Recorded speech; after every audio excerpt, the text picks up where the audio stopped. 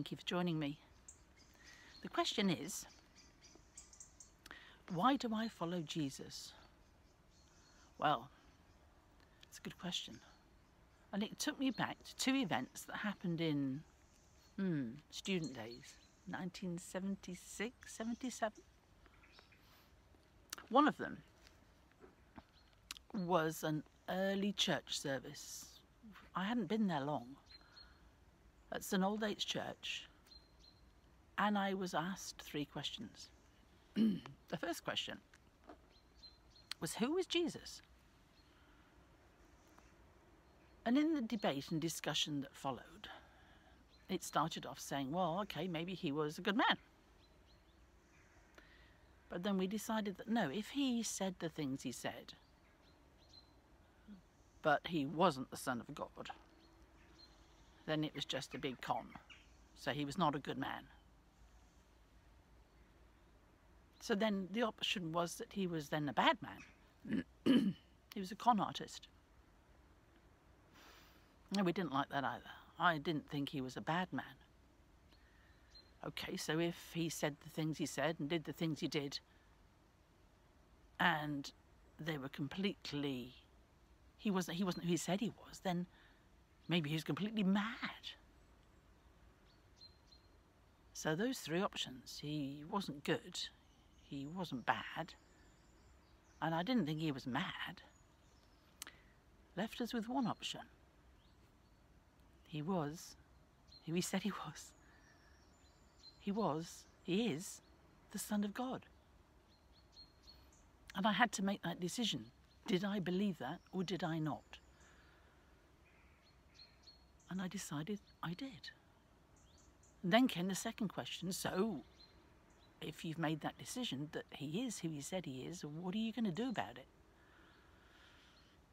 So I decided there and then to thank him, to give my life to him and to follow him. That was I remember it so clearly. But then came the next question. So now you need to tell somebody what you've done. Eek, that was scary. To tell someone, who would I tell? Couldn't tell my mum and dad. Didn't know anyone well enough at college yet. So I decided that evening to phone my granny and told her. She burst into tears. Bless her.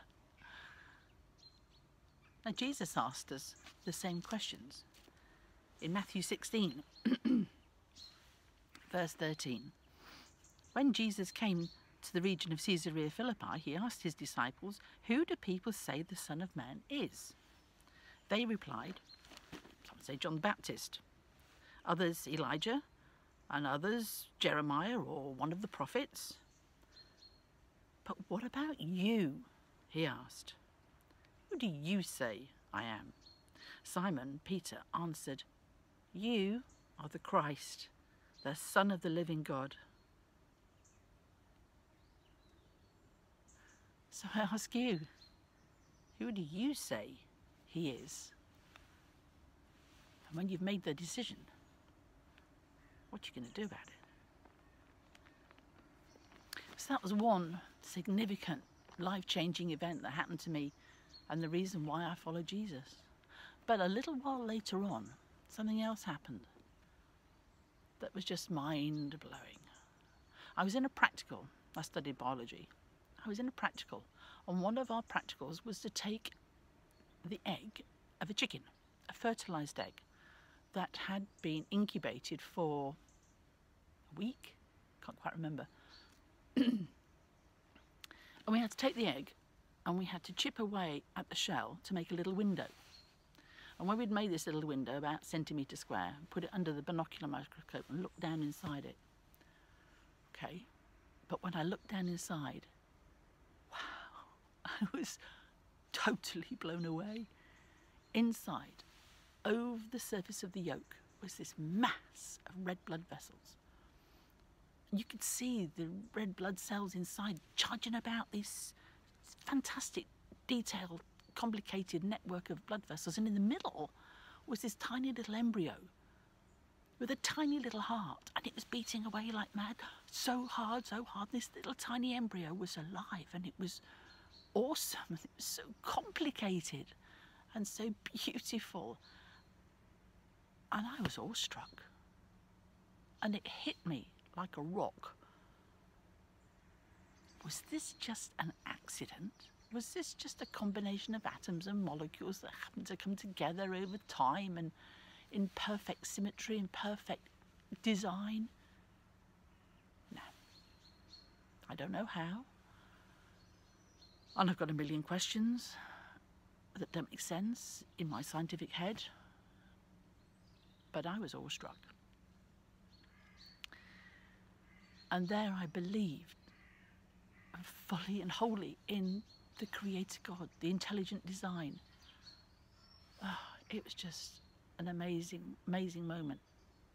And since then, I've spent my whole life trying to share with others, particularly children, that awe and wonder of meeting up with God's creation, because He speaks of Jesus. It's our encounter with Him every day, if we choose to. If we go and look at creation, if we look at the leaves, if we get close and press into God's creation, we see Him there. And the design is awesome. And we can meet Him every day through His creation that is all around us in this beautiful place we're so privileged to live. And in Romans 1, it says again in verse 20,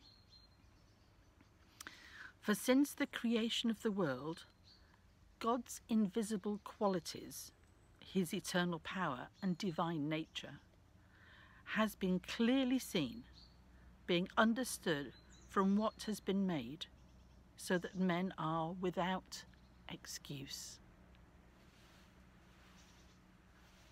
There's no excuse. God's creation's all around us.